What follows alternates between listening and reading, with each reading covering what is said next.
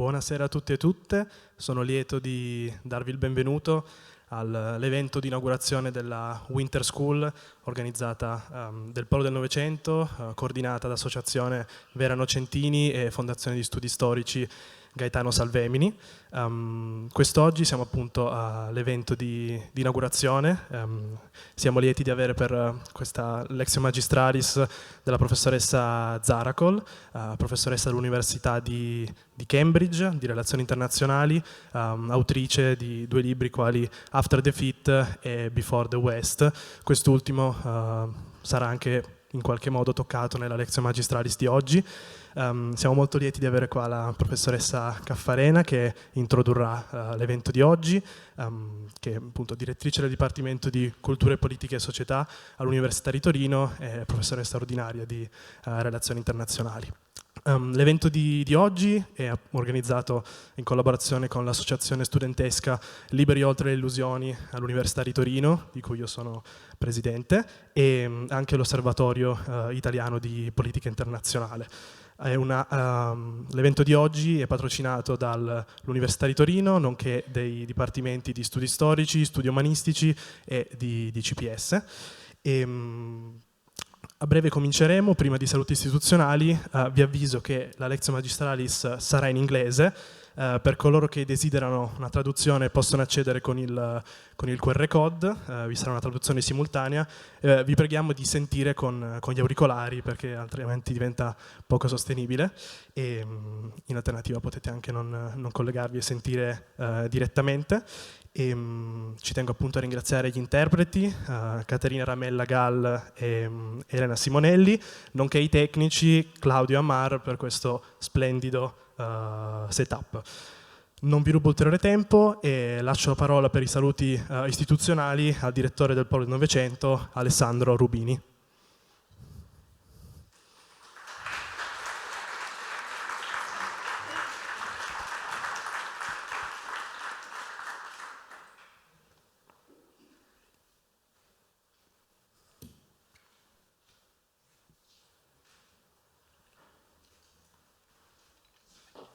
Grazie mille, grazie. E non sapevo di dover dare i saluti istituzionali, ma sono molto contento di avervi tutti qua, assolutamente, e per quello ci ho messo tanto tempo, ero in fondo alla sala. Quindi la Winter School è aperta con un ospite d'eccezione. E devo dire che quando l'hanno organizzata Nocentini e Salvemini, quando sono venuti a parlarmi per la prima volta, l'idea di fare una Lectio Magistralis per cominciare era un'idea sulla carta. Sono molto contento che si sia fatta, perché l'obiettivo quando facciamo queste cose è ogni anno alzare sempre un po' il livello, ogni anno cercare di coinvolgere anche punti di vista, sguardi internazionali, perché ne abbiamo bisogno, perché tutto quello che è fatto qua al Polo è fatto molto seriamente, e per essere ancora più bravi riuscire a ospitare persone che ci portano uno sguardo diverso dal nostro, uno sguardo più ampio, ci farà crescere, quindi sono contento di questo momento, sono contento di questa Winter School, sono contento di avere così tante persone qua, così giovani, e grazie di tutto e buon lavoro. Buona serata a tutti.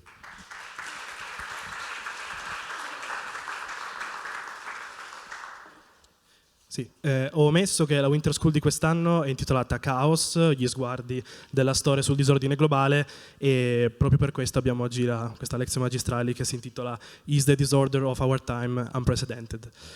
Continuiamo con i saluti istituzionali. Sono lieto di lasciare la parola a Aurora Iannello dell'Associazione Culturale Vera Nocentini.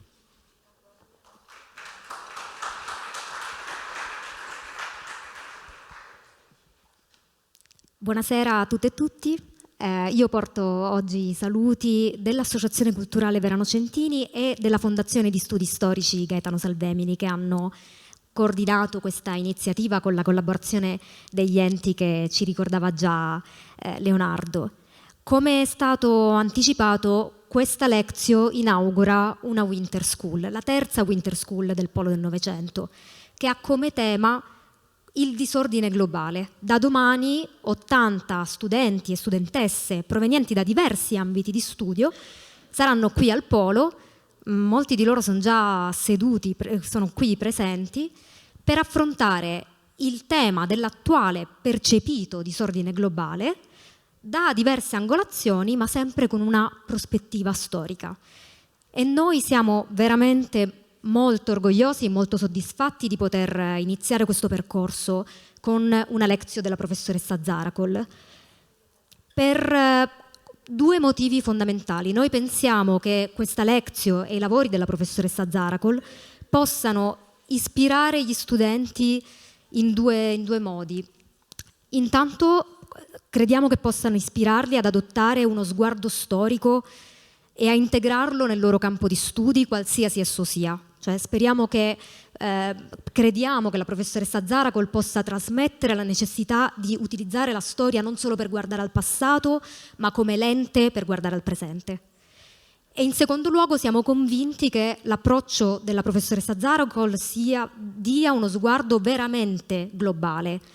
E con sguardo globale non intendiamo soltanto la capacità di guardare più lontano, di comprendere un orizzonte geografico più ampio nei propri studi, ma soprattutto la capacità di spostare il proprio punto di osservazione, la propria prospettiva su ciò che si studia.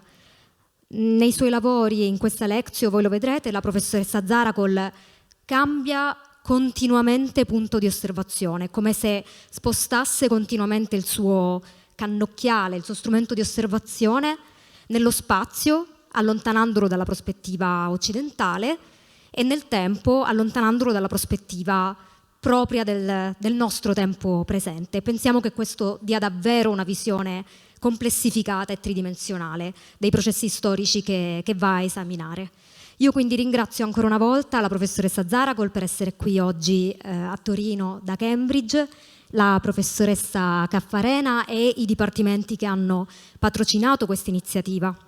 Appunto li ricordava Leonardo prima, il Dipartimento di Cultura, Politica e Società, il Dipartimento di Studi Umanistici e il Dipartimento di Studi Storici dell'Università di Torino.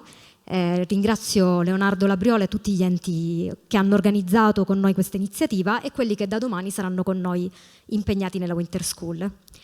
Buona Lectio e buoni lavori.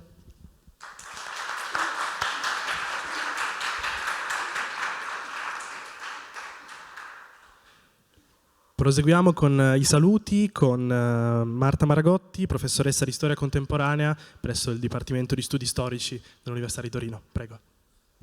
Grazie anche da parte mia, da parte del Dipartimento di Studi Storici e del suo direttore Paolo Cozzo, i saluti per questo inizio per la Lectio e poi per tutta la Winter School. Credo che avere occasione di riflettere, approfondire e confrontarsi rispetto a temi che sappiamo sono essenziali sia il compito che il Polo del Novecento e gli enti che hanno sostenuto questa iniziativa ritengono essenziale in questo momento. Avremo modo di ascoltare oggi Ayşe la professoressa Zarakol, ma il contributo che si può dare è proprio quello di provare a connettere fenomeni che si sono sviluppati nel passato come nel presente in aree molto ampie del mondo. Proprio questa capacità di costruire connessioni credo sia una delle capacità che la scuola che introduciamo oggi vi metterà a disposizione. Dunque buon ascolto, anch'io con grande curiosità e interesse ascolterò le parole della professoressa Zarakol e un augurio veramente di una buona Winter School a tutti e a tutte.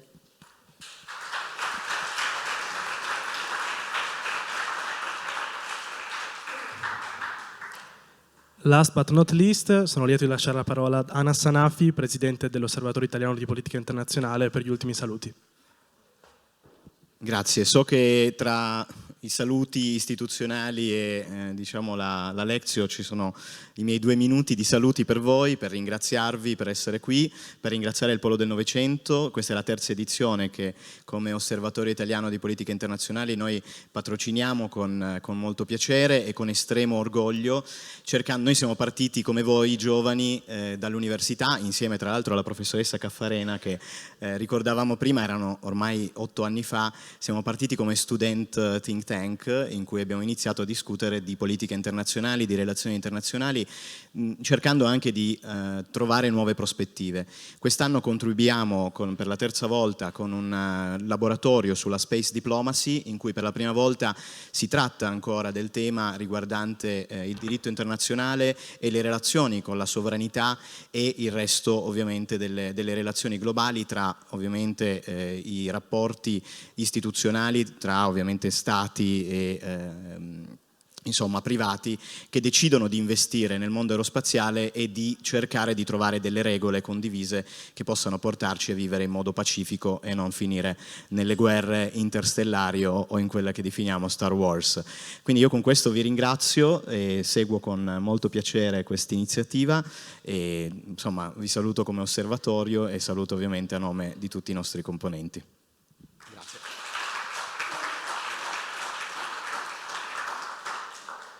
Grazie a tutti, la parola ora alla professoressa Caffarena per l'introduzione. Grazie, grazie intanto dell'invito qua al Polo del Novecento, grazie a tutti gli organizzatori e le organizzatrici. È sempre per noi che diciamo, dedichiamo la nostra vita alla formazione un bel momento quando ci si trova all'inizio di una nuova occasione di formazione come questa Winter School.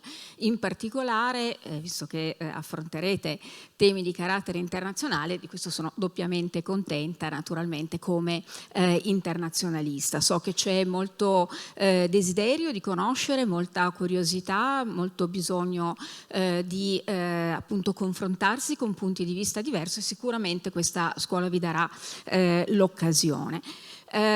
Sono poi naturalmente molto lieta e onorata davvero di introdurre il tema della lezione della professoressa Zarakol.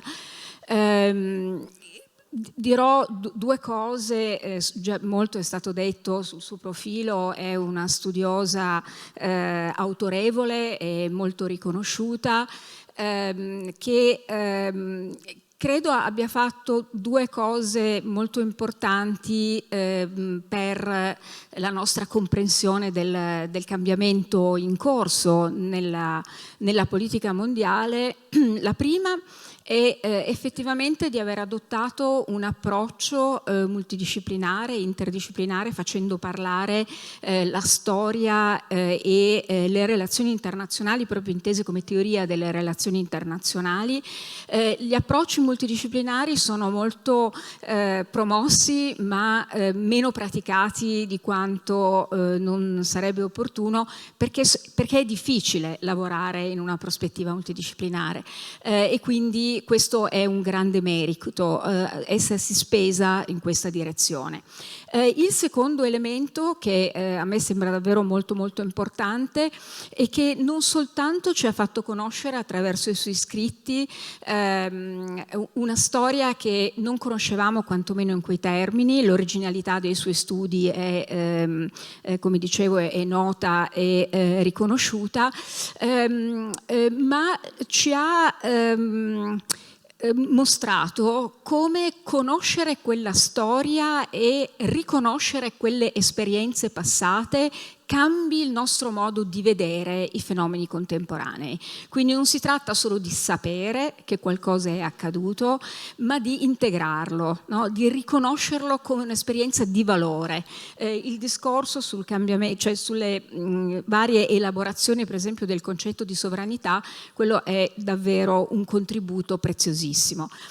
Quindi davvero per questo, dicevo, per me è un piacere molto grande avere occasione oggi di ascoltarla, è la prima volta che mi capiterà di ascoltarla, diciamo, di persona.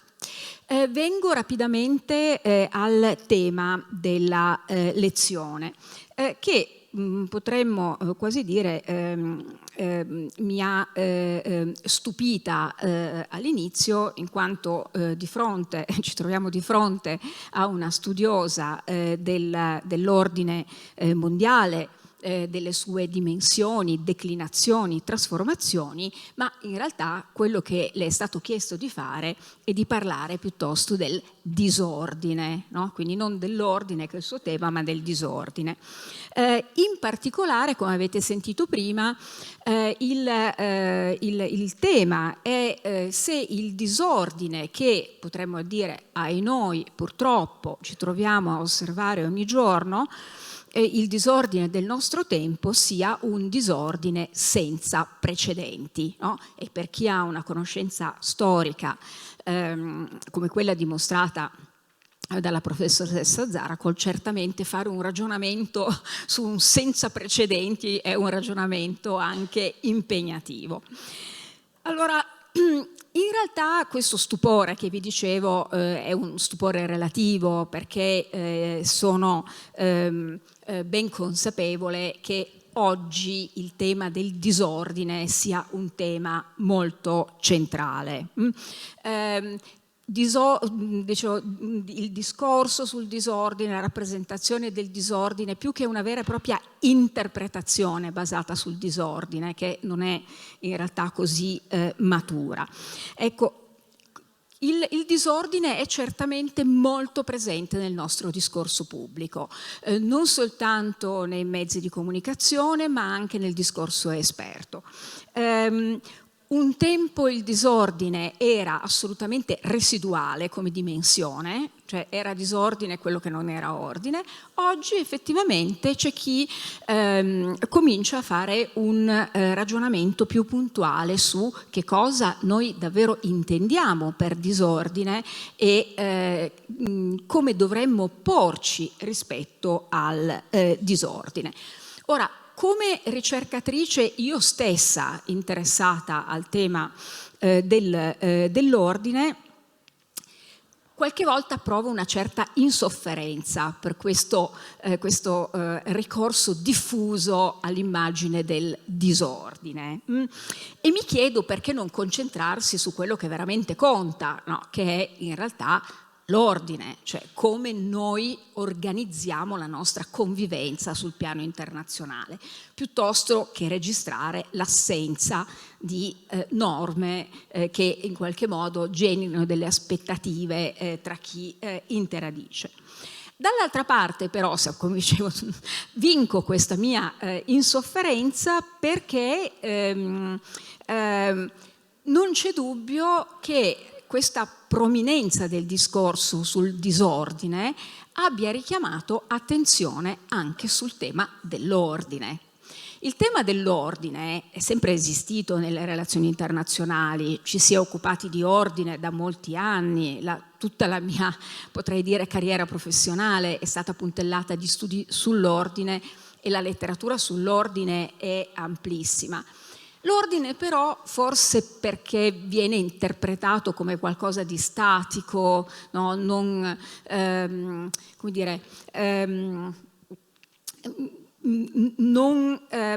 capace di rendere conto del cambiamento, a torto io penso, però è così, raramente sino a tempi molto recenti ha suscitato questo interesse diffuso. Ora, il disordine in qualche modo richiama per noi il valore dell'ordine, no? E quindi guardando attorno a noi vediamo disordine, ci chiediamo il perché di questo disordine, che associamo vuoi all'incertezza, vuoi a politiche estere estremamente personalistiche, quindi molto spesso imprevedibili, no? Che aumentano questo senso di Caos, che è il titolo appunto della Winter School di quest'anno. Ebbene, Di fronte a questa percezione di disordine, la domanda che noi ci poniamo e che effettivamente anche la professoressa Zarakol insieme a un gruppo di studiosi si sta ponendo attraverso un progetto di ricerca importante, pluriennale, è proprio quali siano i percorsi di uscita dal disordine, i percorsi che porteranno a un nuovo ordine.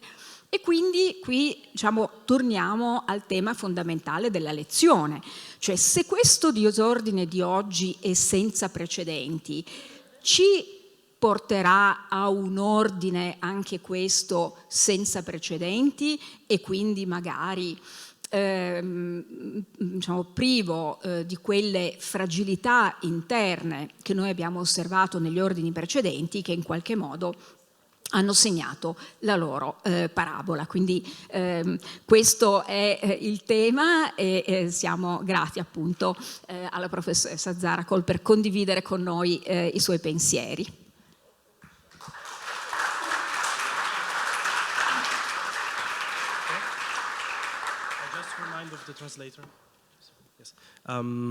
Lascio la parola alla professoressa Zarakol, vi ricordo il QR code per la traduzione simultanea. Se non vi prende il QR code qua allo schermo, ci sono sulle pareti dei QR code attaccati.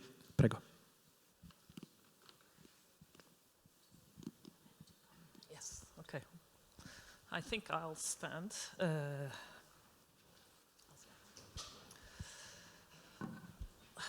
Buonasera, good evening.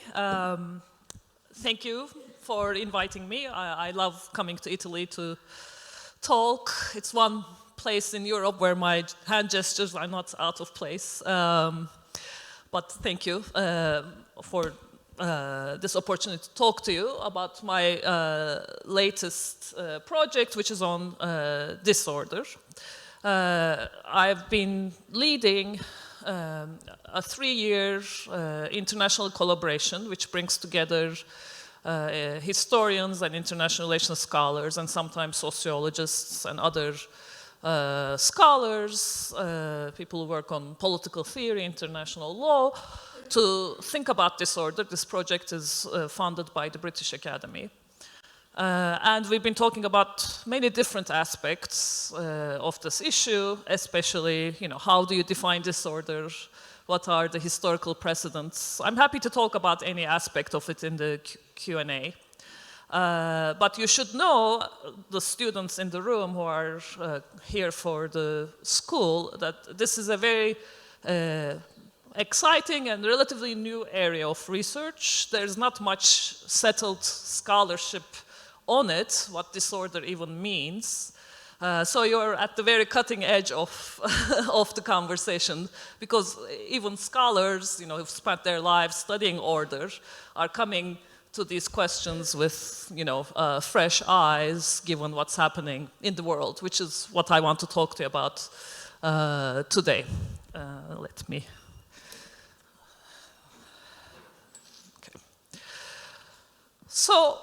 The students will be too young for this, but for those of us who've been around for a while, or at least it feels like it's been a very tumultuous century, right? A century of disorder, one could say. We've opened with 9/11, and that precipitated, US staging this global war on terror, which destabilizing effects in the Middle East and parts of Asia.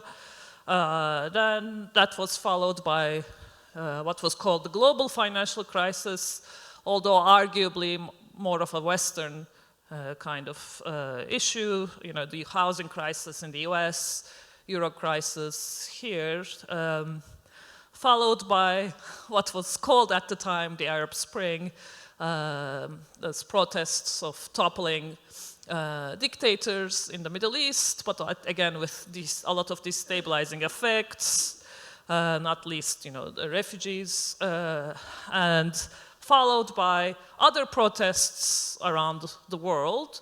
There are too many examples to go through them all, but one that people remember still is the Occupy Wall Street movement, but there were many, and there are still many, protest movements, seemingly leaderless protest movements that fizzle out after a period.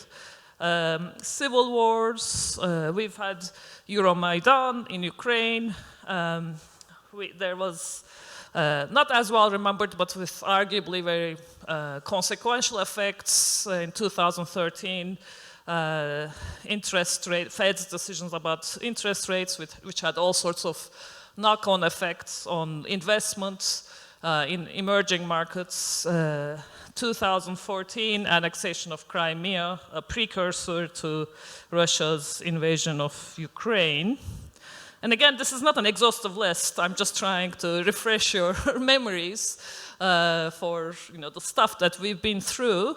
The refugee crisis reached Europe, 2015. In 2016, we had the dual shocks. Well, many people had the dual shocks of both Brexit, UK leaving the EU, and Trump's first term election. Then 2020, we're hit by a global pandemic, which is something that all of us around the world experienced. China takes over Hong Kong more aggressively. 2022, just as the pandemic was kind of tapering off, Russia invades Ukraine, still ongoing. 2023, we have October 7th and its aftermath and its effects on international law and relations between, both Russia's invasion of Ukraine and the aftermath of October 7th had serious consequences for the relationship of the West with the rest of the world, especially the global South. And 2024, Trump gets reelected with all sorts of, some anticipated, some not anticipated effects on the relationship, the transatlantic relationship, of course, the domestic developments in the US. Now we all fear for the fate of American democracy. There are all sorts of uncertainties around the tariff regime that Trump introduces and then revokes, again, creating a lot of uncertainty. It's not just one thing, right? And in addition to all of these political developments, again, not an exhaustive list, we have, in this century, increasing economic inequality, concentration of wealth in the hands of very few individuals globally, and a few companies, again, globally. And that also increases volatility and I think contributes to the sense that we are living in a time of disorder, uncertainty, turbulence. And we have, of course, in the backdrop of all of that, we have climate change. This is an illustrative photo of, fires. There have been many, many fires in recent years that produced such memorable pictures. And most scientists argue that we're going to have more and more of this, as well as, effects on, of course, agriculture, crop failures, coffee. Price of coffee has already doubled, which I'm sure you're feeling here. And, the effects on supply chains, our ability to travel. Again, we don't know, but most predictions are not optimistic. So, what's going on? How do we make sense of this moment of disorder is what we've been talking about in this project, this international collaboration. And if you look at newspapers and the way that our moment is talked about, especially in the West, you tend to find one of two positions. And one position, so there are two answers given to what's going on right now. One is this claim that we are living through unprecedented times. The challenges that we face are unlike any that anybody has encountered in history. And the other answer that we find commonly is what's going on is just like a repeat of the 20th century. If I can say a little bit more about each position, the unprecedented argument is associated with this word polycrisis, which you may have encountered in, again, newspapers. I think it's most closely associated with Adam Tooze, who's an economic historian, very popular. I mean, he didn't come up with the word, but I think he popularized it. So there's a lot of work around this concept of polycrisis now.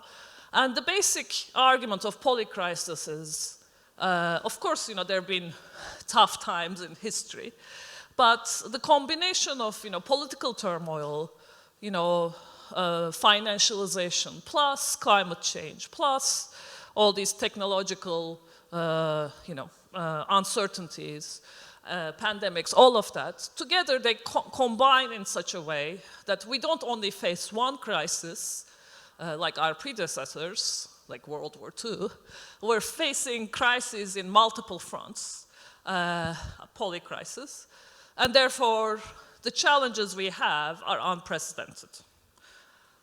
So that's one position. Again, it's not an unreasonable position. The other argument we find, this is more in international relations, the field of international relations, which tends to bracket off, economics and other things, especially in the US, and just focuses on political developments. In international relations, or among international relations scholars, you'll commonly find the argument that the period we're living through is like the interwar years. So from the end of the Cold War to the present is like from the end of World War I to World War II.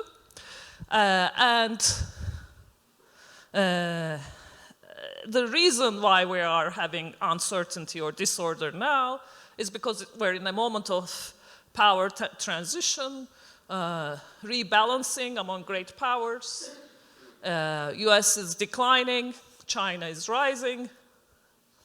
And once the equilibrium is refound, then we will have some kind of order again. That's like the 20th century order. And what was the primary 20th century order? It was the Cold War. I mean, it was called the Cold War, but it was really a kind of an order, right? It was an arrangement that everybody agreed on.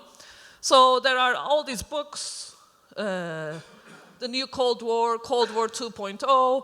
We are just repeating the 20th century, they say. Again, not completely unreasonable. There are aspects of our time that are similar to the 20th century. Not long ago, I was in Vienna, and on the flight there, I was reading Stefan Zweig's rereading World of Yesterday, which is, a book that is very much about another period of disorder, and of course, made quite sad if you know how the story ends. But anyway, and the book really spoke to me. I felt like it was a similar time in some ways. So I'm not unsympathetic of the 20th century argument. But I want to suggest to you that maybe both positions are a bit wrong. Maybe there is a third answer. And that's because I think the 21st century is not going to be a repeat of the 20th century. yes, war is back. Interstate war is back. We have it in Europe. It's back. We thought for some time it had gone away, but it's back. Great power competition is back. That's true.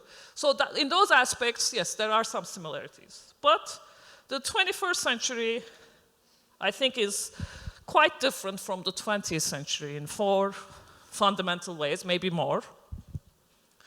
And those ways are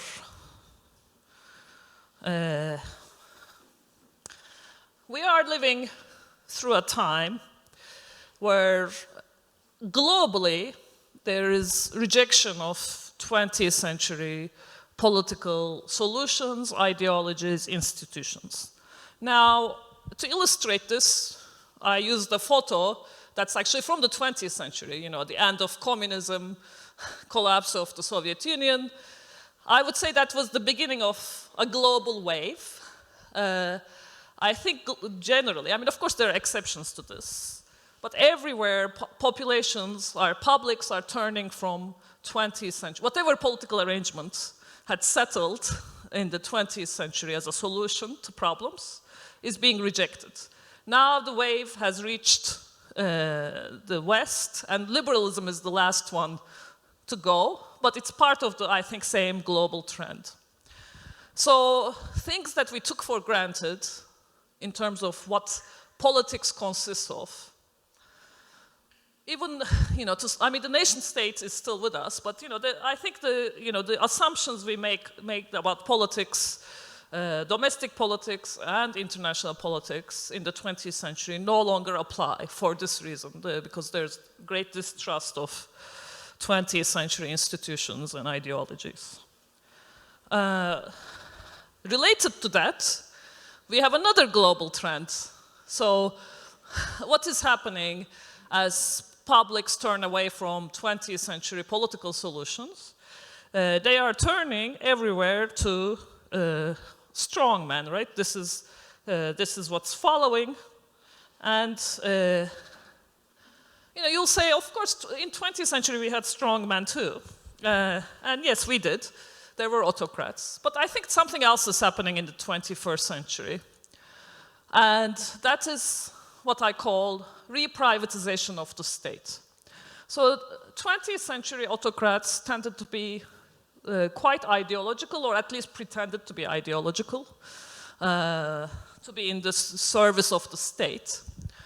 In our time, that relationship is increasingly reversed, where the state is serving the person.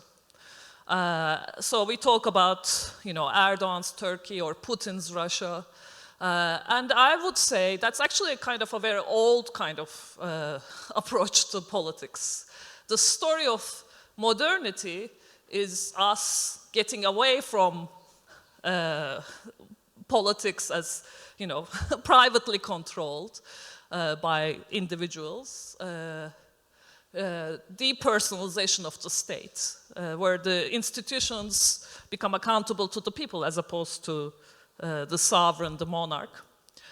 So that process, which defines modernity, and incomplete in many places, but still global process, is being reversed. So increasingly, international relations is more about personal relations among strongmen, rather than state foreign policy that's determined over long term. So that's another way I think the 21st century is going to be different. And there could come another wave of this, which involves tech bros, which I'm happy to talk about, which is even another step after this. The third way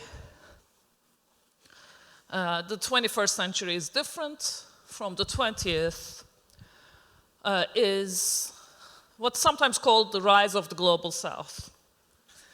But really, I mean, what we're talking about is there are many more actors in world politics with the ability to affect outcomes. I mean, maybe not to the level of great powers, but compared to the 20th century or the 19th century, many more countries have both the capability and also increasingly the confidence to get involved in international politics beyond their immediate region.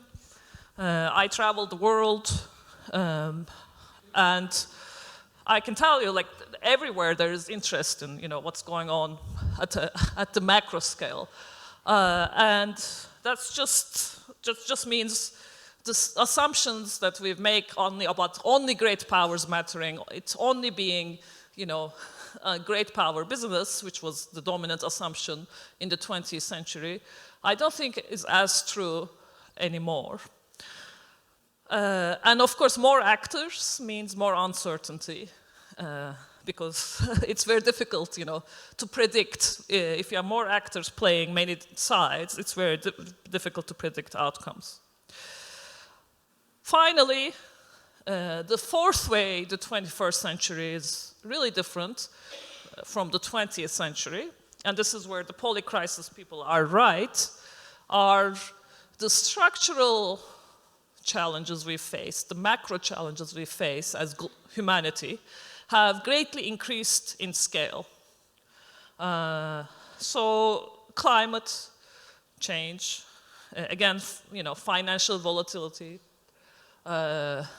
and technology, AI, robotics.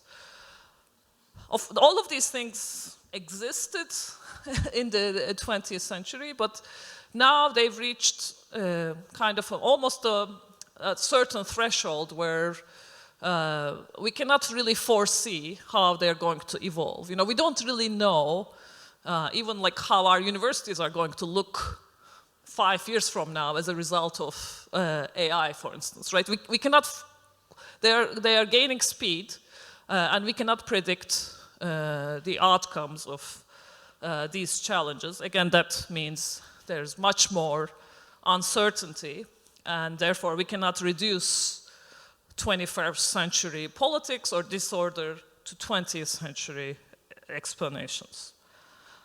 Now, so far I seem to be more in the camp of the polycrisis people, as opposed to my own discipline. But where I part ways is the argument that these challenges, or the combination of these challenges, is unprecedented. Of course, depends on how you set up the comparison. If you want to be very specific, and most historians would want to be very specific, then everything is unprecedented. History never repeats itself. Yes, it doesn't repeat, it rhymes. We've heard those arguments say no lessons to be learned. At some level, I do agree with that.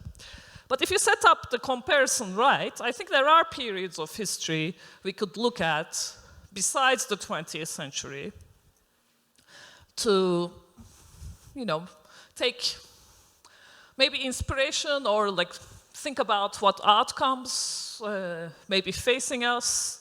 The point of thinking historically is not to say, oh, definitely X will happen, but history opens our imagination as to what's possible, and helps us, I think through different scenarios.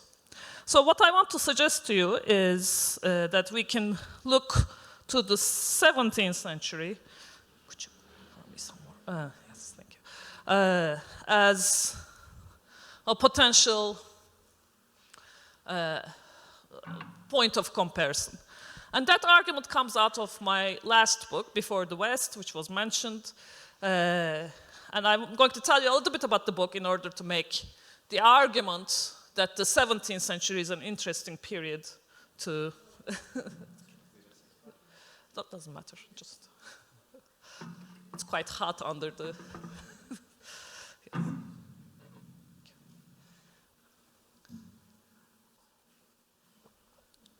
So, in Before the West, I'm not really talking about disorder, I'm talking about order, as was referenced. And I am arguing, what I argued was that before Westphalia, before there was, the modern international order, there were other comparable world orders. And the ones that I'm discussing are the ones based in Asia, in the East, that existed from the 13th century to the 17th century. So in the book I start in the 13th century with the Mongols, the Mongol Empire, which for Asia is like the Roman Empire. Right, it's a moment of, the Mongols were, they moved fast, they were quite brutal. But one thing that they ended up doing is they brought most people who lived in Asia under the control of the same sovereign. So they really ordered this space that we call Asia. Even in places they didn't directly conquer, they had ordering effects. They connected the world. So much so that, historians talk about a Chingizid exchange that's similar to the Columbus exchange, things going from east to west in terms of its effects, like things we eat, things we drink, and of course people. So here in Italy, everybody knows Marco Polo, but there were many other people that were traveling through the space in the 13th, 14th centuries because the Mongols had ordered the world. A good example is, I discuss in the book, is Ibn Battuta, who starts his life in northern West Africa, and then travels across, you can see the routes he's taken for many decades, and he's a jurist, kind of a, legal scholar, and wherever he goes, he is able to find gainful employment, and nobody's like shocked. Nobody's like, where did you come from? We've never seen anybody like you. No, it's quite, we know this because he goes back and he writes his memoirs. And what's missing from his memoirs is anybody expressing any shock that somebody is doing what he's doing. He's as ordinary as I am. Like I've spent, my life traveling and living in different countries. It's interesting, but it's not unusual in our world that people move, right? And they're able to work in different settings because we live in an ordered, globalized world. So the same thing existed, allowing for the standards of the day in the 14th century. And of course, similarly, various food items were dispersed, just as, our international order has made a lot of cuisines accessible all around the world. The same thing happened at the time. So the dumpling, the Italian version is ravioli, is spread in the same space, right? The Italian-speaking merchants were quite active in this world order, which I discuss in the book as well. Making a long story short, I'm just trying to convince you right now that there were international orders before modernity, connected orders. And, followed by, that was the first one, then followed by a second one I discuss in the book, dominated by two great powers of the time. But coming to the 16th century, right, the world, again, is, as I discuss in the book, quite centered in Asia still. We think of this as a time of the rise of Europeans, which is true, but the real main actors of the 16th century are West Asian empires. Again, a very connected world. So you will have seen, right, like this is a period where European actors are starting to, create colonial outposts in the Americas and Asia. They're creating new trade routes, maritime trade routes. But what maps like this miss is that those trade routes are additions to existing Asian trade routes across Asia, across the world. So the point I'm trying to make, again, not going to get into the arguments in the book that much, but in the 16th century, there is a globalizing world order and international order that is very connected, and it's a time of population growth, again globally. It's a time of increased economic prosperity globally. And that comes to kind of a screeching halt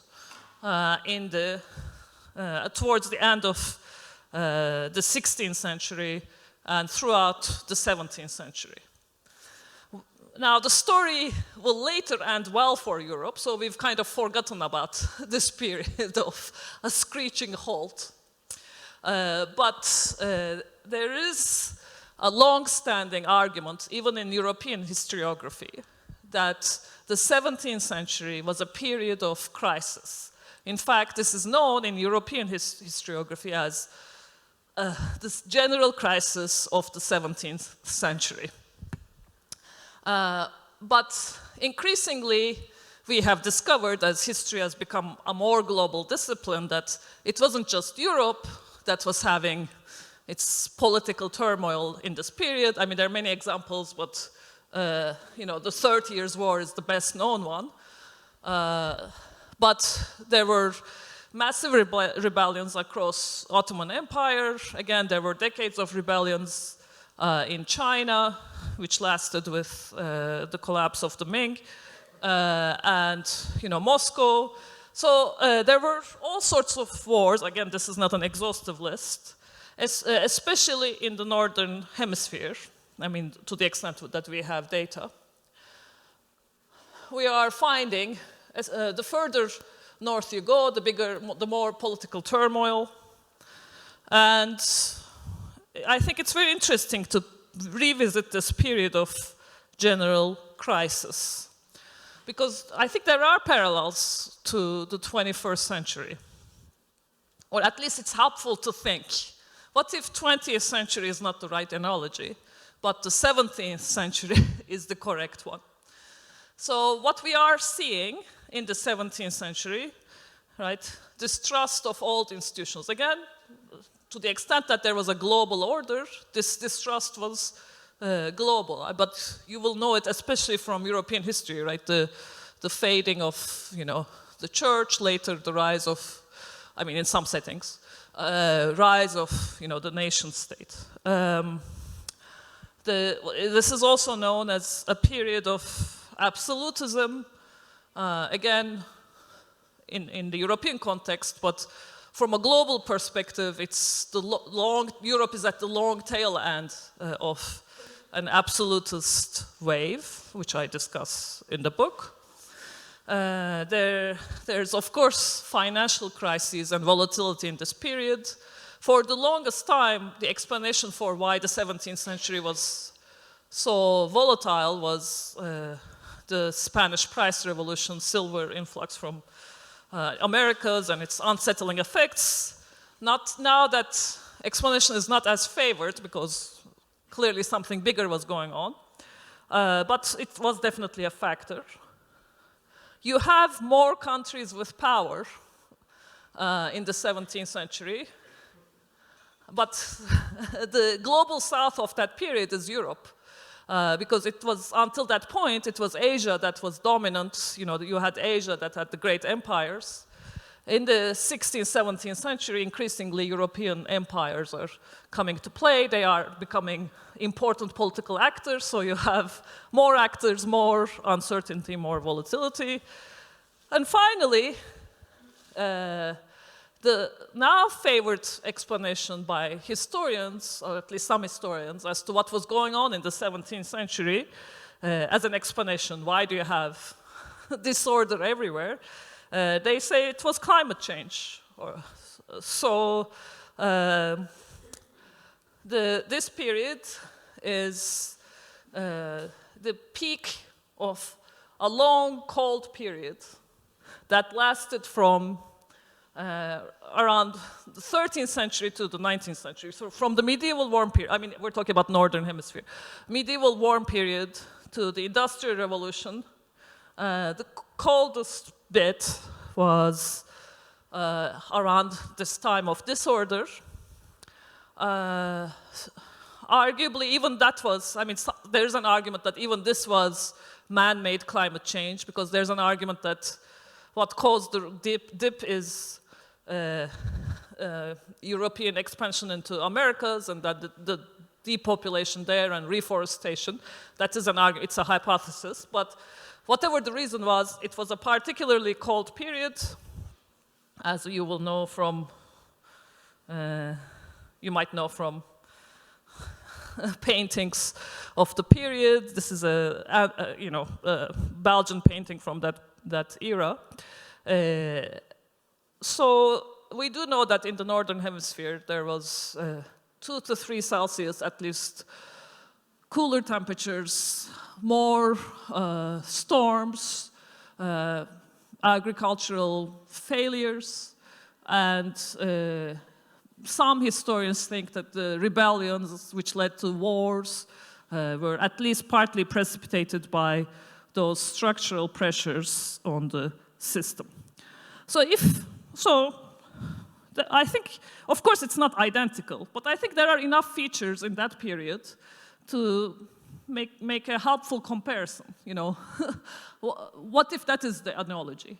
So what we have in the 17th century is the fragmentation of the previous 16th century order. We tend to think of, I mean, the reason why I walked you through the arguments in my book is we tend to think of global order making as linear. There was nothing, and then now we have globalization. It's a linear curve, but in reality, it's not linear. There are periods of increased connectivity, followed by periods of disorder and disconnection. There are other periods that we can think about. You can go back to the Bronze Age collapse, if you like. So it's not a linear process, order making and globalization. So 16th century is much more connected, much more orderly. 17th century, globally, is much more disordered. We have fragmentation, we have demographic decline.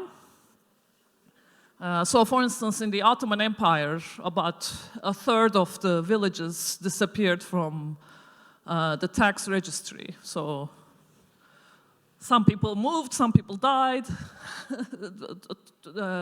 To the best of our knowledge, this is a period where world population really decreases.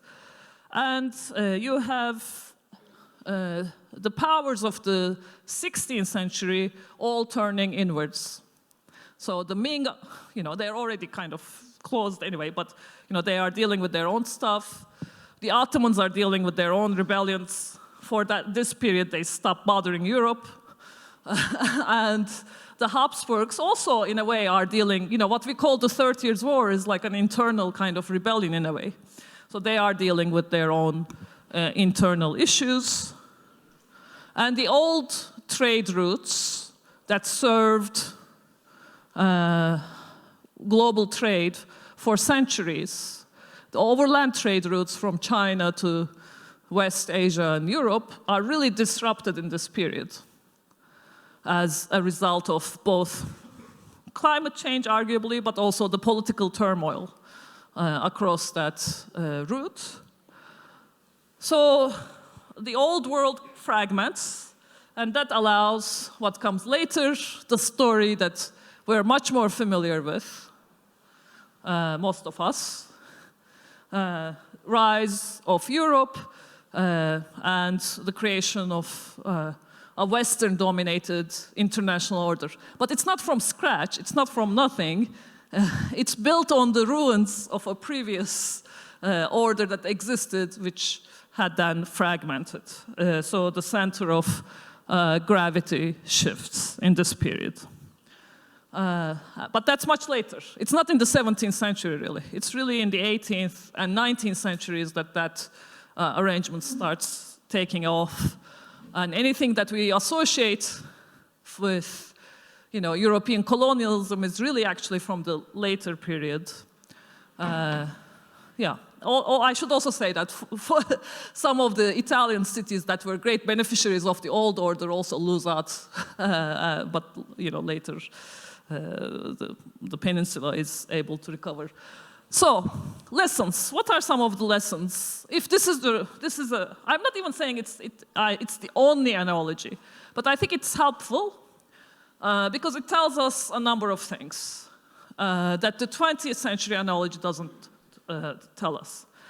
The 20th century analogy makes us think that disorder can become very severe because the world wars were terrible, but it's not going to last very long, and order will reemerge after a period of volatility, and the order that will reemerge will look like the previous one. There was great continuity between, the Cold War order and what came before the European imperial order. There was continuity because the period of disorder was relatively short. Whereas the 17th century analogy tells us disorder can last a very long time. These structural challenges like climate change or technological advances. By the way, 17th century is also where we placed the scientific revolution, right? It was a time of rapid scientific change. So disorder can last a long time, which is troubling. It's likely to cause fragmentation. We should not emerge, and an international will quickly reconstitute itself. Maybe we were looking at a century where regional alliances and preferences and arrangements will matter much more than the international. There may be no agreement on what the new rules are going to be for a long time. No one great power may dominate. It's not necessarily going to be US this and then China that, right? That's the 20th century thinking. So we may need to prepare ourselves for a more fragmented world, because that did happen before. And if disorder lasts for a long time, that also gives breathing room to new political solutions thinking, innovations. Again, for, especially in Europe, the 17th century was both a period of disruption, but that's also a period of innovation. So that may again be the case. We may, instead of continuity, we may see the birth of new political forms, new types of economic arrangements, if disorder lasts for a while. But there is yet a third lesson in that, which is that trying to hang on, too much attachment to the previous order is a disadvantage in times of disorder. Part of the reason why Europe, I would argue, came out with a bigger advantage from the 17th century, as opposed to, let's say, the Ottoman Empire or China and so on, is because Europe had less reason to be nostalgic about what was before. They were more open to innovation and new solutions for dealing with the new world, whereas the Ottomans especially, were trying to recapture their lost glory from the previous. They did recover, but psychologically they never fully recovered. They materially recovered, but not psychologically. So I think a lesson we get from the 17th century is kind of to steel ourselves, prepare for disorder lasting more than we may be ready for, but to be open to new solutions and arrangements instead of trying to get back to the 20th century just because it's familiar and comforting. I'll stop there. I hope I have at least enticed you a little bit to take the 17th century seriously, but I'm open to other comparisons as well. Thank you for your patience.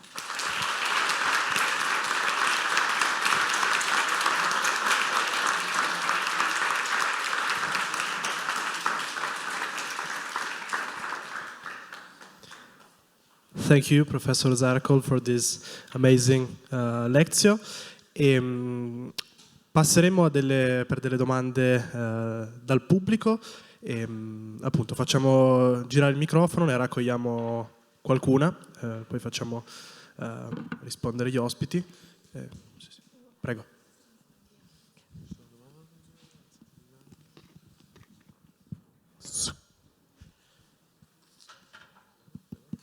Ok. Non siate timidi, ecco. I think this is more of a generic question, just taking the chance since nobody else was taking one. Can I speak? Okay. Just taking the chance. How can a young person even face these challenges when we have nothing to look forward to? That's not a generic question, that's a very difficult question. I mean, I think I'll go back to my finishing thought, which is, I think those of us of a certain age are quite nostalgic. I mean, I see it in myself. I mean, I've made a career of criticizing many aspects of the so-called liberal international order. At the same time, I grew up in it, and I've been the beneficiary of it in many ways. So I do have this sense of nostalgia. I mean, if somebody said, warts and all, like, the pre-Trump era, right? I would probably be tempted by that. But I think for young people, you've kind of grown up in a time of disorder and, one crisis after another. So there's less to be nostalgic about, which sounds depressing, but it should also be freeing. You are the ones who will think of new solutions. We are not, like, people of my age are not able to do that, I think. We can kind of diagnose, but it's really time for young people to move away from just criticizing and trying to take chances with, like, offering answers. Some of those answers will be right, some of those will be wrong. Again, periods of disorder are like periods of trial and error, but the time for criticizing what existed, I think, is over, because what existed is, again, fragmented as we speak. So we have to move to the next stage of reconstruction of something. And it won't be easy, but we have to do it. You have to do it. Yeah. Thank you. Hi, sorry for my bad English. I think that the invasion of Ukraine by USSR is the expression of a long story of Russia.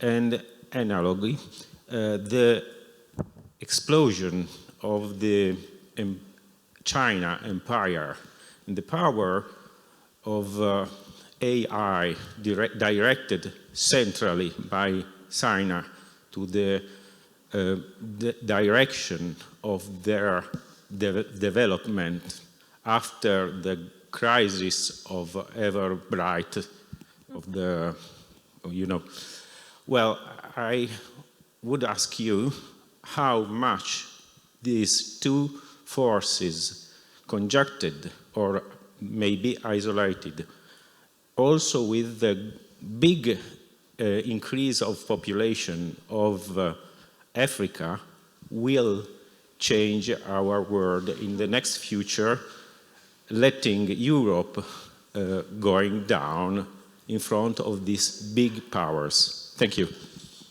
Yeah. Yeah, I guess there are two questions. One is, China and Russia, their role in the disorder, especially AI. But and then the second question is demographic trends. So, I mean, what worries me is not Russia and China being Russia and China and acting like great powers and disrupting Western plans, but the second feature I talked about, which is the reprivatization of the state. So Russia not really being Russia, but being more like Putin and his mob, like Putin and his network, or China again. It hasn't gone as much in that direction, but like kind of Xi. And I think these types of powers are much more dangerous in the hands of individuals rather than states. Even when they're autocratic, even they're being like selfish great powers, to have a degree of predictability, and they can be constrained by certain, again, great power politics and balancing and so on.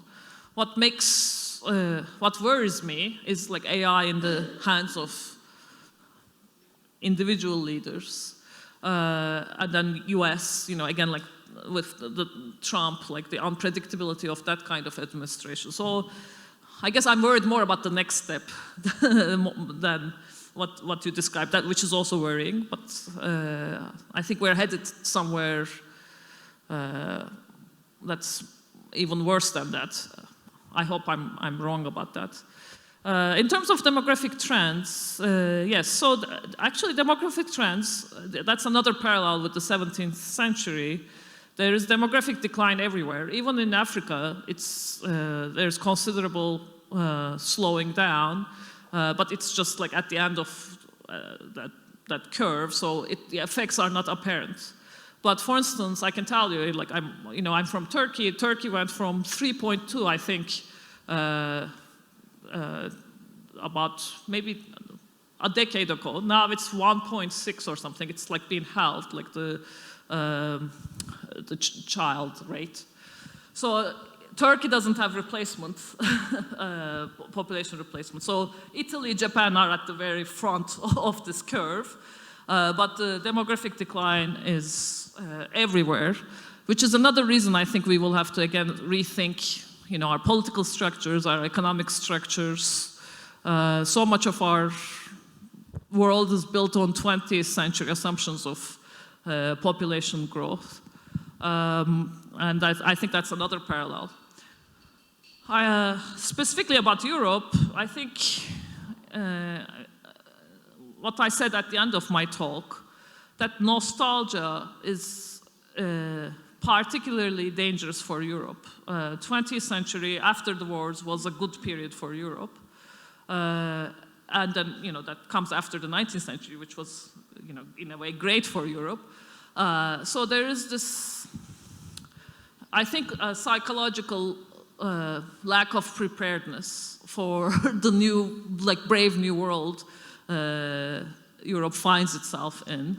And I think there needs to be a lot of catching up quickly, not the least in relations with the US, but in general.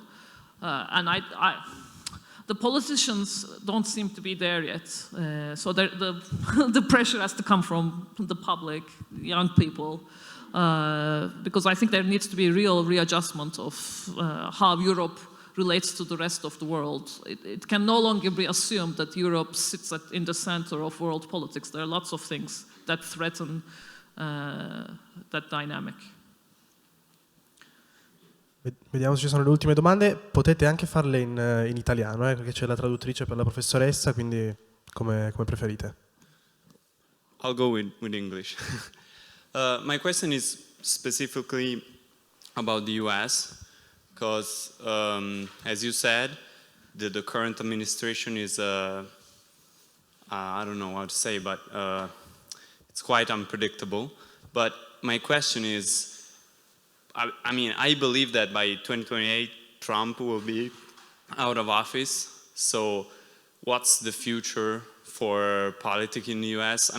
Do we expect something like Trump to be elected, just not with the name? Or what's the future for US politics? And then the relationship what that means for international relationship. Yeah.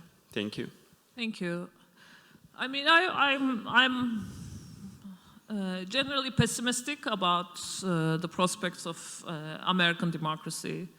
I hope I'm wrong. Again, there are lots of contingencies, like this Epstein stuff, and so maybe something happens. But what worries me is, even though we focus on Trump, And again, it's shocking that something like this happened in the US. This is very much a global trend. We've been seeing this, almost every regime, every regime type is producing its own version of a strong man or a Trump. Like even monarchies are evolving in this direction, right? Like so, MBS in Saudi Arabia is more of a strong man than his. Like so, it's becoming again about the person of the whoever's in charge. So that trend has reached the US. It could reach. It doesn't fully. Depends on how you think about. Anyway, so Europe is to some extent spared, but it could easily come here. So when something is this widespread, then at least in international relations or in political science, we look at structural causes. So it's not local dynamics that are producing these, but something about the international environment is selecting for this kind of leader. So there's something larger going on that's producing this effect in different settings. And that suggests to me that even Trump is ousted, somebody else will replace Trump. And that's made easier in the US, like somebody similar. That's made easier by the fact that Trump has destroyed a lot of the domestic checks and balances. And once you do that, it's easier. So I think strong man begets strong man, right? So it's once you have one, it's easier for the next one. That's why it's like, it's kind of a sticky kind of, you have to prevent it from happening in the first place. You have to have strong norms against it. Yeah. So I'm not optimistic, but hopefully I'm wrong. There's always a chance I'm wrong. But I think we're going to be in it for a while. Hi, my question is a little historiographical and a little related to warfare, essentially, because on the historiographical side, we've seen, at least now, the role of disorder as a weapon, for example, with hybrid warfare, so a way to exacerbate the problems that are caused in the so-called polycrisis as a way to further accelerate the end of a possible political order. In the 17th century, was there something that can be parallel to that? So a way for the powers of the time to further destabilize the order? Yeah. And close to that question is a follow-up, because if said disorder can be used as a weapon, if, for example, in international relations, there's the thought, there's the theory that this disorder may not be, as you said, may not be as short as the interwar period or as long as the and maybe as long as the 17th century, as you said. If disorder itself was used as a weapon, its effects on stability and order that were soon to be constructed after the end of the disorder would be exacerbated by its use as a weapon? Yeah. So the second question, can the disorder be used as a weapon? Sorry, I missed the end of the second question. Essentially, is in the 17th century, was disorder used as a weapon? Yeah. And that's the first question, essentially. It's a great question. So I'll answer by going to how we think about disorder. So for me, disorder is a breakdown of accepted rules. Like there are rules that generally everybody agrees on. That's how we kind of know there's order. Even if the rules are violated, you kind of pretend you're not violating them. You're hypocritical about the fact that you're violating them. So in some ways, so disorder is not necessarily war. If war itself is conducted according to certain rules and expectations, both sides agree how to wage a war, then in my mind, war is not necessarily disorder. It's something, that could be disorder making, but it could be also reproducing a certain kind of order. So what your question points to this, like what we're experiencing now is not just war, but breakdown of rules of war, agreed conventions, international law, that sort of thing, and there are more disruptions. Again, I think maybe we're in the beginning of this trend. It could get much worse. And whether the 17th century had the same kind of thing, I would suspect so, because I haven't looked at it with through this particular lens. I'm now going to go back and look at it because it's a really good question. But I do know, like the 30 Years' War, it was really, really, like for the peasants in the path of it, it was so terrible. I mean, there's an excellent novel by this German author, Daniel Kahneman. Yes, Till. It's called Till. Anyway, it's about essentially living in this period of the 30 Years' War, and it is very nothing is like what people are used to. Like it's a great rupture from the 16th century experience, even in Europe. Definitely would be even more the case in Asia, which tended to be more stable before. So I would suspect yes, but I don't know for sure. So I will definitely look into it. Yeah. Raccogliamo le ultime due domande e poi chiudiamo, che anche la professoressa avrà un aereo da prendere più tardi. Buonasera, gliela faccio in italiano, però appunto immagino che appunto abbia la traduzione. Provo a riflettere con lei un attimo rispetto al concetto e al tentativo anche di comparare quello che è il Novecento con il 1600 e poi anche il 1500, perché sono due età, due fasi della storia in cui ad un certo punto nasce la sovranità. E la sovranità nasce attraverso un processo endocristiano, in definitiva, di guerre civili di religione. E quindi poi il XVII secolo diventa un'età dell'ordine in qualche modo. Io mi chiedo se oggi invece, attraverso la decostruzione dell'ordine internazionale, del sistema internazionale che ha a che vedere con la violazione in qualche modo di qualche norma, ma di diritto che in qualche modo viene condiviso da un insieme di paesi, se questa corruzione dell'ordine lei la possa comparare anche o se sia osservabile appunto nel XVI secolo, appunto, dove iniziano ad esserci dei forti conflitti di religione e c'è una forte discrepanza e personalmente mi auguro che non solo l'ordine, appunto, il XVI secolo non si ripeta, perché è veramente un'epoca in cui non esisteva una forma di ordine, invece oggi abbiamo una serie di elementi. Ritornando a quello che diceva la professoressa Caffarena, forse abbiamo qualche strumento di ordine in più per non osservare, per non fare questo paragone radicale. Yes. Yes. I'm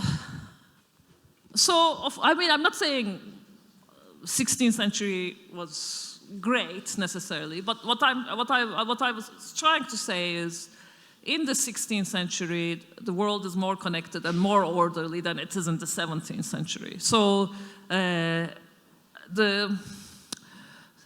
and that, like, the development of notions of sovereignty you're talking about, that's actually part of a bigger process that's affecting much of the northern hemisphere. You have similar developments in Asia, right? Like, so I guess the point I'm trying to make is, whatever we think of the order that existed, something quite large and connected and serves at least some part of the world well, could exist and then be disrupted. It could fall apart, it could fragment. So that's the lesson that I would take from that lesson. Not that the order is identical to the 16th century one, but you could go from a large, relatively successful order to fragmentation and disorder that lasts for a long period. But at the same time, what you said is correct. Our international order is in many ways more robust. It has more institutions. We've come up with international law. So you'd hope that some of the modern inventions we've come up with for conducting diplomacy and international politics will prove more resilient as solutions as opposed to their 16th century counterparts. So that's something that could potentially give us, hope that, or at least they could be repurposed.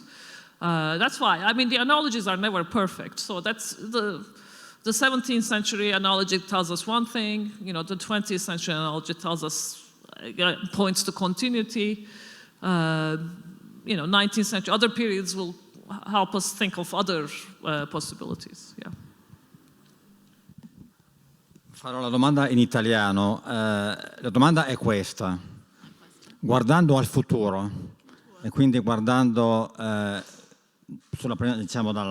primo punto di vista al XVII secolo e dall'altro al prossimo, quindi il seconda metà del XXI, XXII secolo, io non sono certo che saranno uguali le evoluzioni per via di due fattori: la scala, e vale a dire la popolazione terrestre semplicemente, che ha una pressione diversa sulle risorse, e la velocità dei cambiamenti, che è ancora diversa. Ora, questi due elementi, quindi scala, appunto popolazione, ma anche ci possono anche essere altri elementi, finanziarizzazione, che sono ben maggiori, e la rapidità del cambiamento a cui è difficile adattarsi. Lei pensa che possano cambiare in un certo senso quello che può essere la diagnosi, che può essere tratta da questa comparazione? Io ho la mia, in una parola: siamo in una parabola, cioè si torna a un ordine, o andiamo verso una iperbole in cui perdiamo il controllo?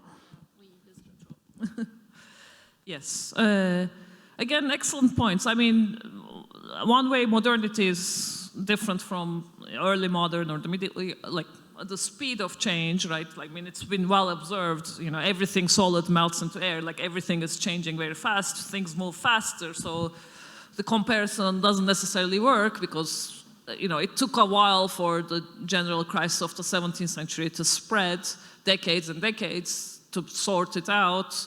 Another century maybe for order to reemerge. Presumably, we could think, if general trends of modernity remain in place, that whatever we're living through, we will go through it faster. That's just been our experience, right? Faster developments. So that's one difference. The other difference is we are more reflexive, we're more aware. We think maybe more historically, we make comparisons, arguably we have more agency. So with that reflexivity, that awareness should come, again, the ability to find solutions faster, to understand what's going on from a macro scale faster. Again, those are reasons to think the analogy doesn't hold, and maybe, the outcome will be different. It probably will be different. At the same time, there is a risk in those observations, which is that we take these aspects of modernity for granted, and in a period of real fragmentation, whether through climate change or technology or something, technological crisis, something. I think maybe we may be even less equipped to deal with the consequences as people who've gotten accustomed to all these aspects of modernity, the connectivity, the technology, all of that. So what you say gives me reason to hope. At the same time, I think the risks of fragmentation are greater because it will take us even longer to, I don't know. I mean, so I think both, the argument goes both ways, interestingly. Yeah. Thank you. Very good question. Yeah. Okay. Grazie per le numerosissime domande. Thank you. Grazie. And thank you to the translators. Thank you. Niente, vi ringrazio, grazie ancora al Polo del Novecento per l'ospitalità, per tutti gli studenti che seguiranno la Winter School. Appunto, buon inizio, sarà una bellissima da domani alle 9, mi dicono dalla regia, puntuali. E niente, vi auguro una buona serata e un buon inizio di Winter School. Grazie a tutti.